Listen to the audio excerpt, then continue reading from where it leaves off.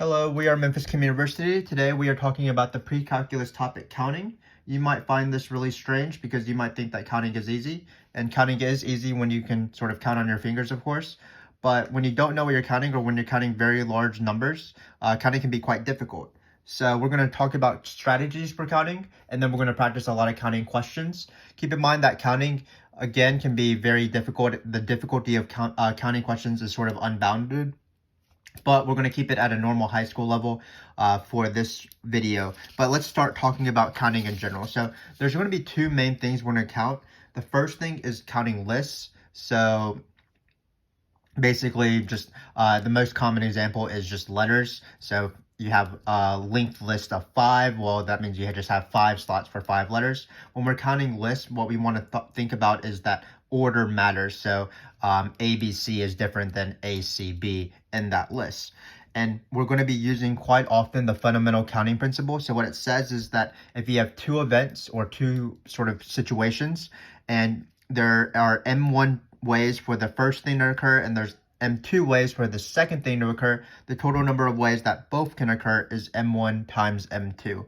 So we're going to call this the slot method, and you'll see how it works. Basically, for if you have a linked list of 7, you're going to have 7 slots, and then you're going to put for each of those slots how many times that letter or that event can occur, and then you're just going to multiply everything out to find the total number of lists that you can have. And there's special kind of lists that are called permutations. Lists can be in any length. So, for example, you can be choosing from the English alphabet 26 letters, but you can have lists that are length of just 6, and you can have repeats and things like that. What permutations is, you take n things, meaning that 26 letters or the 5 vowels or whatever, and you just permute them around. You just sort of change the order around, but each letter has to appear only once. Those are going to be called permutations. So permutations, how do they work? Well, we're going to be doing our list things as well. We're going to be doing our slot method, and what we'll see is that because certain letters might repeat, we're going to have to divide by the number of times it repeats. So we'll see a few examples of that. It usually involves permuting words.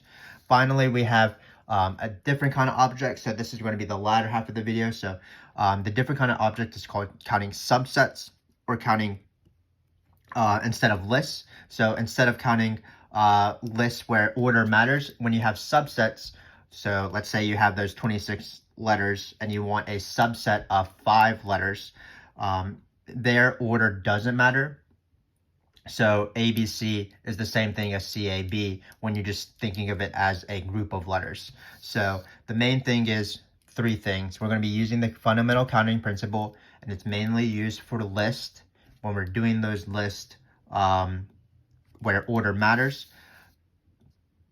ABC is different than CAB. They count differently. And then when we're counting subsets, as we'll see, we're going to be using this. It's the binomial coefficient that we talked about in our previous video when we were talking about binomial theorem.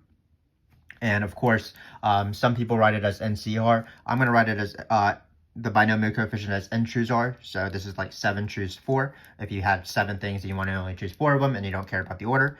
The formula for binomial coefficients is n factorial over n minus r factorial r factorial. But just keep in mind that throughout this video, I'm not actually going to multiply anything, because that's not really the point of this video. I'm not going to simplify things to be this form. I'm going to leave answers in terms of n choose r and things like that. So let's start with questions. It's easier to talk about this sort of stuff with examples. So here we have a musical class of 6 girls, 5 boys, having a nice recital here. Each child is to perform once. That's key. How many ways can the program be arranged? The first 2 performers must be girls. So again, this is a list as opposed to a subset, because the order of the performers matters. If you have to have 2 girls, and then the other slots are sort of no restrictions for them. So what I like to do is, again, I like to use this fundamental counting principle, and I'm just going to consider for each position of the recital, for each position of the program, how many people can actually fill that position, and then we're going to multiply it all at the end. So that's why we like to call it the slot method, because we're just going to list out some slots. Here we have 11 people in total, 6 plus 5, so it's going to be 11. So 1, 2, 3, 4, 5, 6, 7, 8, 9, 10, 11. And then for each of these slots, what we're going to do is we are going to determine how many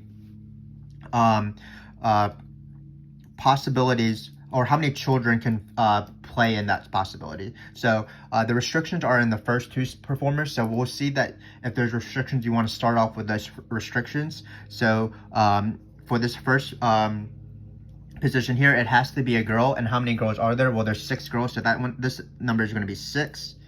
Then this, so this is where the restriction is. This has to be 2 girls. For the second position, well, the second position, you're still choosing a girl, so you're choosing from these 6 girls, but you can't choose the girl that you previously chose because each girl is only performing once. So if, I don't know, Sally is performing the first time, she can't perform the second time. So that's why there's only 5 choices. The 5 girls except the girl that is not, that is performing in the first slot. So now we come to the third slot. Well, the third slot, there's no restriction. It can be a boy or a girl. The only thing is that it can't be these 2 previous girls because, again, you can only perform once. So how many people are potential, or how many choices or options are there for this third slot? Well, it's going to be 9 because it's the 11 original students except the first 2 girls. So it's going to be 9. And then every other one will be 1 less because you just can't choose the ones that are previous. And again, there's no restrictions on the last view. So it's going to be 8, 7, 6, 5, 4, 3, 2, 1. So right here. So for example, in the second to last one, you would only have 2 slots because you would already have filled out the previous 9. So there would only be 2 options. And then finally, for your last slot, you have to choose just the remaining person. You don't have any sort of choice there.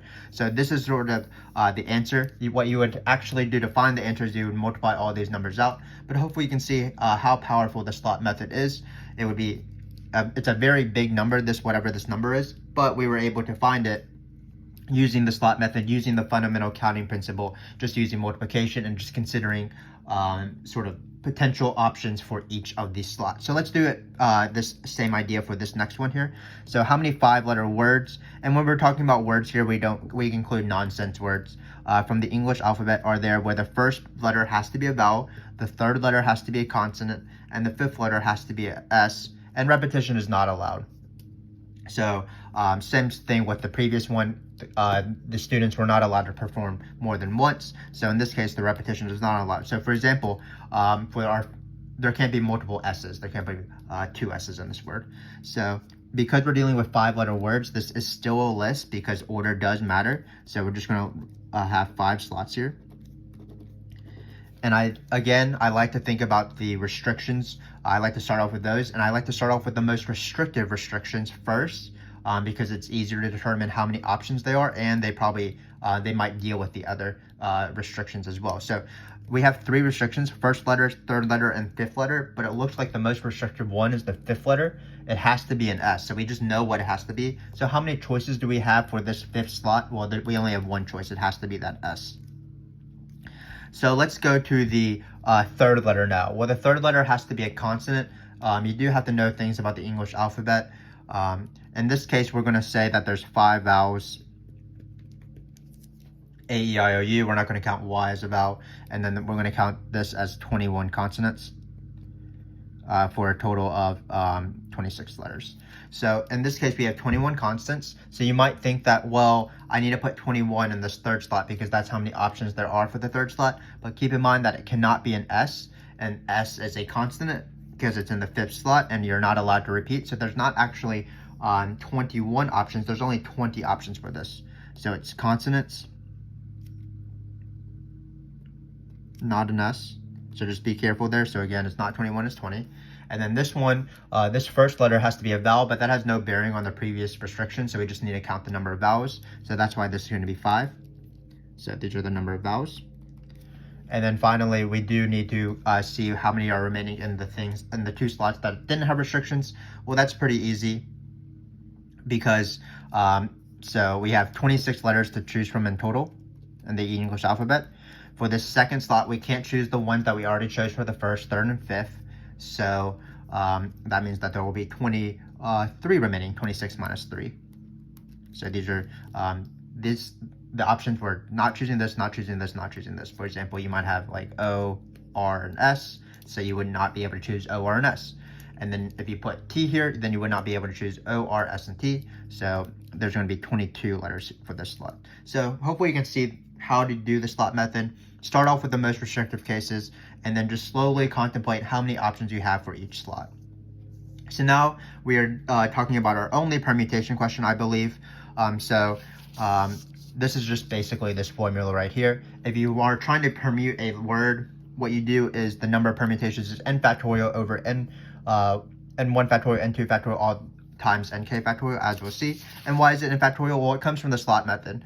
If you have this word Tennessee, it has 1, 2, 3, 4, 5, 6, 7, 8, 9. So it has 9 letters, so you would write 9 slots, for example. And then how many choices do you have for the first one? Well, it's 9. The second one, 8. Third one, 7. So it'd be 9 times 8 times 7 all the way down to 1. That is 9 factorial, but unfortunately you do have to divide because there are multiple instances of each letter. So that's where this division comes from.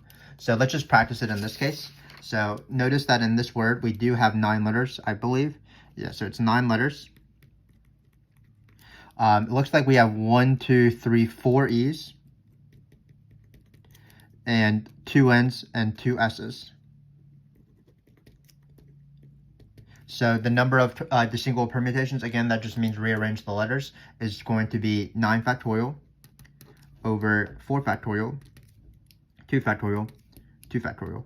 And again, this 9 factorial did come from the slot method, but because it's a formula, we didn't need to recreate it. And the division came from the multiple instances of the letters. So it's a pretty easy question if you know how to do this. It's sort of the same thing every single time. So let's count some more difficult stuff. So here we're going to count 5 card lineups, and keep in mind that when we're dealing with these lineups, order does matter. So I do care if one card appears before another card.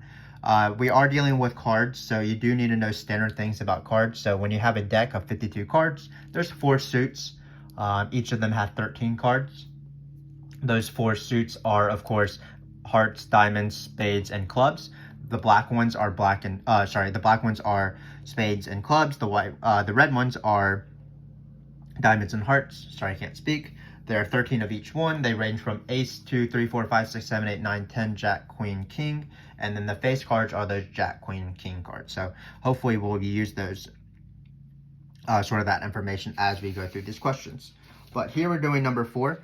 So it says 5 cards are dealt off a standard 52 card deck and lined up in a row. So again, this should be lined up, but that just means that the order will matter. How many such cards are there, and exactly lineups are there, and exactly are there in which, maybe we should check this, but it's in which there are, how many such lineups are there in which there is, there should be some words here. There's exactly 1 queen in the lineup. So here we're going to again do our slot method. So it's 1, 2, 3, 4, 5. The problem is, though, we are trying to do our slot method, but the problem is not like the other questions where we know certain placements of things. For example, it says there's exactly 1 queen in the lineup, but we don't know which of these slots that the queen takes up. So what sometimes you have to do in counting questions, you have to break up larger problems, larger things that you want to count into smaller cases. So you're for example, in this case, what we're going to do is we're going to just count the number of queens that are just in the first slot. So you only have 1 queen and it's in the first slot. Then we're going to count the number of lineups where the 1 queen is exactly in the second slot, and then the third slot, and then the fourth slot, and the fifth slot. So we're counting different things, but we're counting separate things. And then what we're going to do is we're going to add all those things, and then we'll find our answer. And once we add it, we're actually going to multiply. But let's just again pretend that the queen has to be in the first slot, and then we are just doing the normal math strategy of breaking up larger problems into smaller problems, which is a great strategy that you can use for your everyday life. So in this first slot, we have 4 choices because we are going to make sure that the 1 queen, and exactly 1 queen is important. That means you can't have 2 queens, 3 queens, 4 queens. You have to have 1 queen. So we're going to pretend that the queen has to be in this slot. And then we'll call these the non-queens. No queen, no queen, no queen. So there are 4 queens again. The queen of hearts, the queen of diamonds, the queen of clubs, and the queen of spades. And then how many choices do we have for this slot right here? Well, you can't choose any queens. So this is going to be 48 because there's 52 cards in total. There's 4 queens, so there's 48 non-queens. How many choices do you have for this slot? Well, again, it's that sort of not repeating action. There's no each deck only has exactly one card of each sort of value. So each deck has only two of hearts, for example. So if the two of hearts was chosen here, it is allowed because it's a non-queen, but it can't be chosen in the next slot. So that means there's 47 choices for this guy right here. Similarly, there's 46 choices for this guy, and then finally there's 45 choices for the last guy. You can't choose 4 queens, so that's why it's 4, and then you can't choose this card, this card, this card. That's 7. 52 minus 7 is 45. So we have this sort of multiplication that we could potentially do, but we are not done. Again, this is only when the queen appears in the first slot. So what we want to count is how many lineups are there where there's exactly one queen. So the queen could be in the second slot, the third slot, the fourth slot, the fifth slot. But hopefully you can tell that if we wanted to count the number of lineups that where the queen was exactly in the second slot, it would be the same computation because the 4 would be right here. Then there'd be 48 choices for the first one, 47 for the third, 46 and 45 for the final 3. For example, if the queen was in the fourth slot, you would have 4 choices for this one, and then you would have 48 for the first one because you would choose non-queens, 47 because you can choose non-queens. You're choosing non-queens and also not the first slot. This would be 46, and then this would be 45. So hopefully you can tell that our final answer will be this times 5. This will be 5 choose 1 in the end. It's because you're choosing the slot that the queen goes in. So this is our final answer. We did have to attach this times 5 at the very end because, again, we're accounting for where the queen can end up. But hopefully you see the power of splitting the question up into smaller, more manageable piece. So now we're going to do a very similar idea. So we're going to consider the length of list 6 made with these symbols A, B, C, D, E, F, the first 6 letters in the alphabet, where repetition is allowed. So this is our first one where repetition is allowed. So how many lists can be made? So all of my sentences are grammatically incorrect, so let me just change some stuff. How many lists can be made where, let's write the word, where the list must end in an F and has at least one A. So again, we're doing our slot method, but unfortunately, this is a little bit more difficult than the previous one. Let's actually just write our slots. So it's going to be 6 slots. 1, 2, 3, 4, 5, 6. So this is a little bit harder than the previous one, because in the previous one, we knew that there was exactly one queen, and exactly one queen actually isn't the worst piece of information because it's very restrictive. We only can have one queen. This first restriction in this question is very good. It must end in F. I don't complain about that because there's only one option for this last one.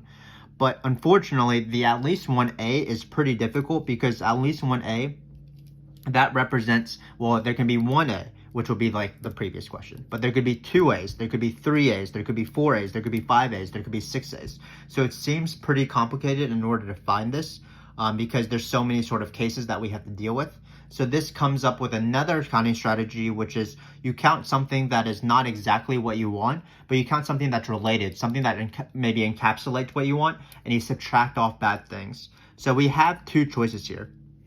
We can count the number of lists that have 1A, 2 A's, 3 A's, 4 A's, 5 A's, 6 A's, but that seems pretty difficult. Or we can count the list of these lists that have 0 A's and then subtract them off the total number of lists that are possible, and then we'll be left with the number of lists that have 1A. Because again, there's only 7 possibilities. 0 A's, 1A, 2A, 3A, 4A, 5A, 6A. We could count all of the ones that have A's, or we can count all the ones that don't have A's and subtract it from the total number of words that we're going to have. And that's going to be our strategy. So instead of using this restriction, we're going to count the no A's ending in F. We still are going to use our first restriction because we might as well use our first restriction as much as possible because that's relevant in the question. So again, we're going to count the no A's ending in F. Then we're going to count all the words that are possible ending in F. So that's the word ending, not my best work. So it's 1, 2, 3, 4, 5. So we're going to count 2 different things, 6 letters. And then we're going to subtract this number from this number, and we'll be left with it. Because again, if you're looking at this, the thing we want to find is There's 0 A's, 1 A, 2 A's, 3 A's, 4 A's, 5 A's, 6 A's. So we are trying to count this part right here, 1A, 2A, 3A, 4A, 5A, 6A. But what we're going to do is we're going to do a clever trick because I don't want to count all of these things. I'm going to count just two things. Count all of this thing, and then I'm going to subtract off the 0 A's, and I'm going to be left with what I want. So let's see that in action. So now I'm counting the no A's ending in F. Well, that's going to be not too bad, because how many choices do you have for the last slot? Well, it has to be an F, so there's only one choice. Then how many choices do you have for the the first slot? Keep in mind that repetition is allowed. So basically, because we're having no A's, the number of choices would just be any letter that's not an A. So it's B, C, D, E, and F. That's 5 choices. And then the second letter, so hopefully you can tell what's going on here. But the second letter is the same thing. There's no restriction on the second letter. There's no restriction on repetition and things like that. So that means that there's 5 choices for the second slot. And there's 5 choices for the third. There's 5 choices for the fourth, and there's 5 choices for the fifth. So this is, again, the number of words that have no A's ending in F. Finally, we're going to count the number of words with these 6 letters that end in an F, no other restrictions. So this is going to be even easier, or it's going to be very similar. So there's, it's going to be F. F has to be in this slot right here. And then how many choices do we have for the first one? Well, now we're counting all the words, so it can be A. So it can be 6, 6, 6, 6, 6 across, because again, repetition is allowed, so there's no restrictions on these each of these slots, which means that for each of these slots we have 6 options, these original 6 letters. So again, why are we doing this? Well, we're counting this guy right here, we're going to subtract off this guy right here, and we're going to end up with what we want. Again, we're doing the clever trick of not counting exactly what we want, but counting something that's tangentially related, and then seeing how they relate and finding how much we want by finding sort of a workaround, finding something else. So what's our answer? Again, we're trying to count the 1A's, 2A's, 3A's, 4A's, 5A's, 6A's, and that's going to be taking this thing and subtracting it from this thing, and we are done. So it's 6 to the 5th minus 5 to the 5th. 6 times 6 times 6 times 6 times 6 minus 5 to the 5th, and this is our final answer. You can multiply it out if you want to. So this sort of concludes the video for the first half of the video, which is just counting lists, and then we're going to move on to counting subsets. But hopefully you can see that as we counted those lists, we used various strategies, the fundamental counting principle, permutations, counting subsets, and we also used sort of problem-solving skills that are very relevant, which is breaking up smaller questions or bigger questions into smaller questions, which we'll do later on throughout this video, and also seeing how different problems relate and finding the answer to one problem and helping you find the answer to that second problem. So now what we're going to do though is we are going to count subsets, and remember that for counting subsets, we're going to be using this formula a lot. We're still going to be using the counting principle, of course, but because order doesn't matter here, if you have the letters A, B, C, that's still, just think of it like in a box. If you put A, B, C in a box, well, if you shake it up and you open up the box and you see B, A, C, it doesn't really matter. You still have the same contents in that box. So this is what subsets are. Order doesn't matter. So we're going to be using binomial coefficients. Again, I'm not going to simplify anything, so you're not going to see any factorials. I'm just going to leave my answers like this because if you want to practice binomial coefficients, that was our previous video on the binomial theorem. So let's get started here. So consider 5 card hands that can be dealt off of a 5-card deck. How many such hands? And we're not counting about lineups. So in this video, in this question right here, we were talking about lineups, like we're just laying out cards. But in this case, we're dealing with cards, hands, so we can shuffle them all around. And again, you'll have the same hand. So if you have your 5 cards, you shuffle them, it will count the same number of times. So how many 5 such hands are there in which 2 of the cards are diamonds and 3 are clubs? So you have 5 cards. So again, what you're doing is you're doing the multiplication principle, or the fundamental counting principle, which is you take how many can be in this possibility and you multiply in this possibility. So this is just choosing. So what we need to do is we need to take our diamonds. How many diamonds are there? Again, there's 13 diamonds. This is a 52 card deck, by the way. Sorry, there's a lot of typos in the actual questions, but I don't think they will affect the video. But there's 52 cards. There's 4 suits. That means there's 13 cards of each suit. So how many diamonds are there? Well, there's 13 diamonds. How many clubs are there? Again, there's 13 clubs. So what we need to do is we want to count how many decks or how many hands are there where there's 2 diamonds and 3 clubs. That's just choosing. We want to choose 2 diamonds out of 13. We want to choose 3 clubs out of 13. That's just 13, choose 2, times 13, choose 3, and we are done. So 13, choose 2, times 13, choose 3, and that's it. So let's just keep going through these questions, and you'll see how, the power of choosing and how easy it is a lot of the time. So here we're doing a committee of 6 people is being made from 11 seniors, 7 juniors, 4 sophomores. How many committees can be made that contain exactly 2 seniors, 2 juniors, 2 sophomores? So again, we're doing this choosing action, and we're going to be using the multiplication principle, multiplying these things as we did with the diamonds of the club. We're going to multiply 3 things. We're going to have multiply the number of ways we can choose the seniors times the number of ways we can choose the juniors times the number of ways we can choose the sophomores, because they don't affect each other. So what we're going to do is we want 2 seniors, so it's going to be 11 choose 2. So this is the number of seniors. Then it's going to be 7 choose 2 for the juniors, because we're choosing 2 juniors from 7. And finally, it's 4 choose 2 for the sophomores, and we are done. So again, you would just either use the calculator or you use the factorial definition of these binomial coefficients. You would multiply all 3 of these things and you would get the right answer.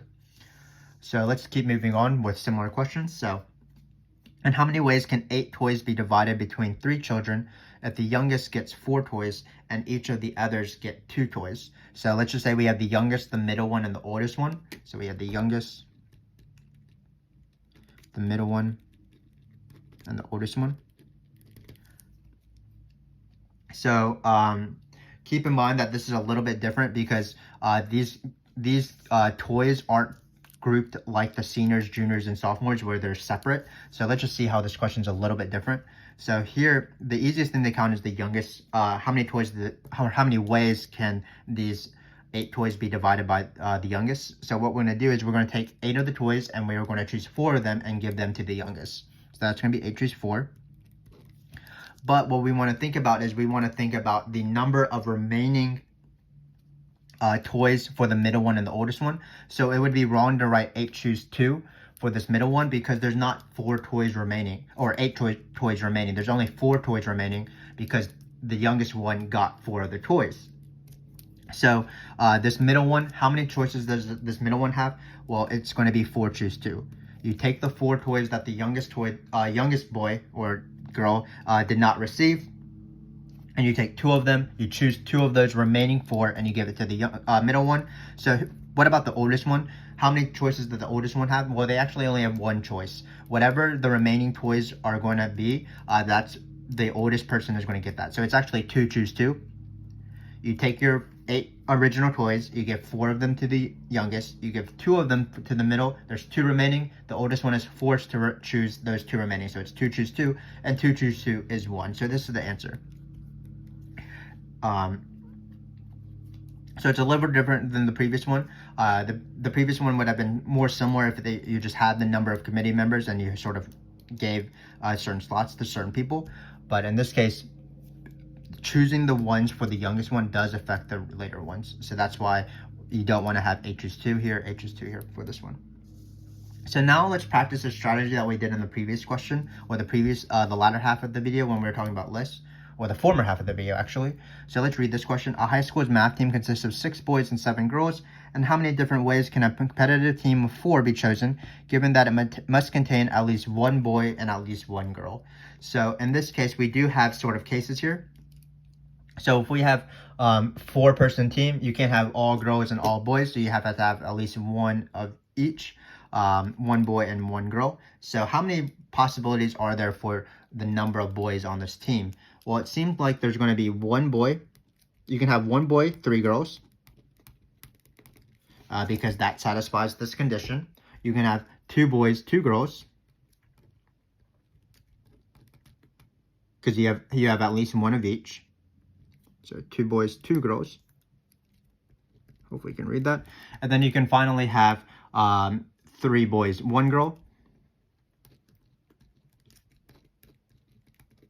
And these are possibilities. So we are trying to count the number of these that satisfy any of these three things. Keep in mind that these are the only three because you can't have 4 boys, you can't have 4 girls because you have to have at least one boy, 1 girl on this team. So just like in the previous sort of the first half of the video, we didn't know the number of queens or the position of these queens. So what we did is we multiplied it. We broke it up into a smaller section. So we're not going to count all 3 of these things at once. That might be a little bit too unwielding. What we're going to do is we are going to count the number of possibilities for this one, and this one, and we're just going to add it up. And each of these individual questions is as easy as the previous questions. And then just the only thing is we just add them up at the end. So for this first one, we want to choose 1 boy out of 6. So that's going to be 6 choose 1. And then we are trying to choose 3 girls out of 7. So that's 7 choose 3. Nothing too bad. Then we're going to choose 2 of each. So 6 choose 2, 7 choose 2. And then finally, we're going to choose 3 boys instead for this last case. And then we're going to choose 1 girl. So 7 choose 1. And then you could again multiply all these out, but then you would add these 3 things together, and that would be the final answer. So we have 2 more questions. Let's do this last these 2 questions. It looks like it involves list. So keep in mind that in this question, what we're going to do is we're going to count lists, but we need to count subsets as we do this counting list problem. So we're really combining both of the halves of the video into one question, and you'll see why that is the case. So here we're going to count the list of length 6, where we are taking the letters A, B, C, D, E, F without repetition. And then what we're going to consider is how many such lists have the property that the B is before the A. So you have these 6 letters, we're going to permute them, and we want to see how many have B before A. So keep in mind that we're going to have 1, 2, 3, 4, 5, 6 slots here. And the problem is that we don't know where the B and A will be. So the B and A could be the first 2 letters, B, A, but it also could be B and then A could be in the 4th slot here, or it could be B and A at the last 2. It could be B and A. They don't have to be adjacent. So it's going to seem to be a pretty tricky question because you don't know the position, and you won't know the restrictions for each of the slots as you do the slot method. But that's where choosing comes from. That's where choosing subsets come from. So what we're going to do is we're going to write 6 choose 2. So what does 6 choose 2 represent? Well, it represents the number of ways you can choose the positions for the B and the A. So for example, let's say we have B in this slot, A in this slot, and we don't know the other slots. Well, if we know that B and A are in this slot, then it'll be easy to determine how many possibilities you have for the other slots, because that's just the slot method. You would have 4 for this one, so it would be 4 choices for this one, because you can't choose B and A, and there's 6 original letters. Then it would be 3 because there's no repetition, so you can't choose B and A and then this letter. Then there'd be 2 for this slot, because it's not this one, this one, this one, and this one. And then finally, you would have 1 remaining, so it'd be 1 in this slot. So if you know that where the position of the B and A are, there's going to be 4 times 3 times 2 times 1, 4 factorial, or 24 possibilities for that configuration or that lineup or that list where B and A are in that slot. Then what you do is you multiply by this 6 choose 2, because that's the number of ways you can arrange the B and A's, or the number of configurations you can have where B comes before A once you choose those 2 slots, because there would be 1 choice for B, 1 choice for A. So the final answer here is going to be 6 choose 2 times 4 factorial here. Again, this is the number of ways to choose the positions for B and A. Choose B and A. So choose, don't know how to spell choose, B and A. And then once you choose and fix B and A, this is the number for the remaining letters. So here, the counting principle again is used. But notice that we combine sort of things. We are counting lists, that's the question, but we use counting subsets because we're counting the subsets of the positions of where B and A are as we did the question. So we sort of combine both parts. So now let's do this last question. How many positive 9-digit integers? So we're choosing between 9-digit integers containing no zeros. So which means we only can choose 1, 2, 3, 4, 5, 6, 7, 8, 9 are there where there's exactly 5 3s and at least 1 4. So we're going to count this very similar to the previous question, or the question we did at the very end of our counting part of the video, where instead of counting at least 1A, what we did is we counted no A's, subtracted that from all the words. So we're going to do the same thing here because we have this at least 1 4 business. So again, we don't know. There's so many possibilities when we consider at least 1 4. It could be 1 4, 2 4s, 3 4s, 4 4s. I think all the way up to 6 4s because we know that we have to have 5 3s or 3 5s. So there's so many possibilities. 1 4 2 4 3 4 4 4 whatever. So what we're going to do is we're going to do the same strategy. We're going to sort of take a bigger chunk, count off all the bad numbers that we don't want, and then we're going to end up with what we want. So we just have to be careful in considering what do we actually want to count. It's going to be the same idea. We're going to count things with no zeros, exactly 3 5s,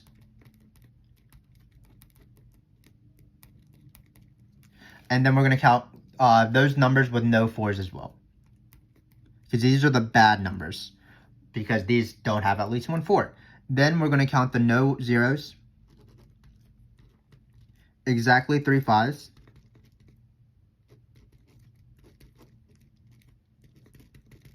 just the total number of numbers these are, and it doesn't matter how many 4s you have. You can have no 4s, 1 4, 2 4, 3 4s, because this is the total number of these types of numbers, and we're going to subtract off the bad numbers, and we'll end up with what we want. So again, we're using the strategy of counting something that's somewhat related to what we actually want to count, and then sort of cutting off the ones that are bad, cutting off the sort of the excess, and we're ending up with what we want. So when we count this, it will be pretty similar to the previous one, as we'll see. So we have 9-digit integers containing no zeros. So let's just make our slots. 1, 2, 3, 4, 5, 6, 7, 8, 9. So unfortunately, again, we don't know where the 5s appear, but let's say we have the 5s in this part, and this part. They can be adjacent, they don't have to be adjacent. So then how many choices would you have for this first slot? Well, for this first slot, because we're counting the ones that have no zeros and no 4s, and exactly 3 5s, it can't be a 0, 4, or 5, because if this were a 5, then it would break the 3 5s. You can't have zeros and you can't have 4s. So how many choices are there? Well, there's 7 numbers. There's 1, 2, 3. You can't choose 4 and 5. Then there's 6, 7, 8, and 9. So there's 7 choices. So it's going to be 7, 7, 7, 7, 7, 7. And there's no restrictions for any other slot, so it's going to be that 7 all the way through. So this is when you have the 3s fixed in certain positions, sort of like in the last question when you had the B's and A's and fixed in certain positions.